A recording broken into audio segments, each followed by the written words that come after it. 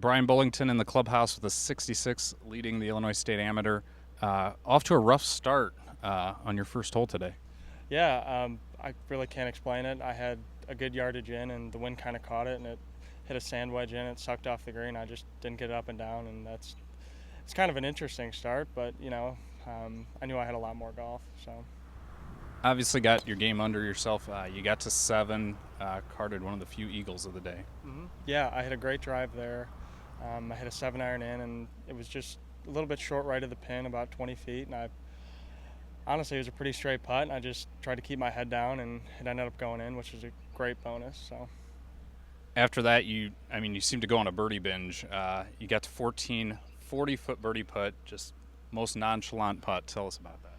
yeah, honestly, it's one of those you weren't really trying to make. That pin there, it's tough because if you miss anywhere right, it's straight downhill chip. So I knew if I just put it in the center of the green and 2-putt, it was going to be a good hole. And I hit the putt, and it's kind of going, and it was going, and it ended up going in. And I'm glad it did because it probably would have been a few feet by, but that's one of those you kind of steal from the course.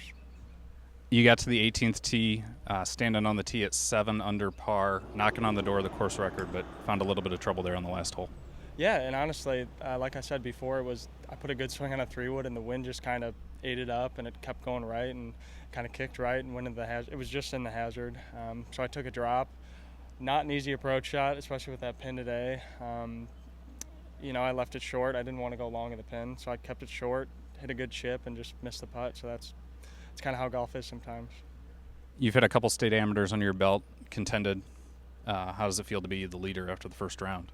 It feels good, but this is kind of what you work for. And like you said, it's only the first round. I know there's 54 holes left and a lot of great players out there. So it's a good start, but that's really all it is for right now. It's a good start. So I'm looking forward to tomorrow, getting up and getting after it. You played college golf with Raymond Knoll, who won last year. Anything you've taken from him as a friend, experiences as a winner of the State Am? Yeah, Ray's summer it really kind of inspired and motivated me because he qualified for the John Deere, and then he went out and won the State Am. He had a great summer, and he's had a great college career thus far. And it's just something, you kind of practice and play with someone every day. You get to know them really well, and you see they're doing it, and you say, well, why can't me? Why can't I do it? So it's cool. It's cool to see him have success. Then, it also motivates me to have my own. So.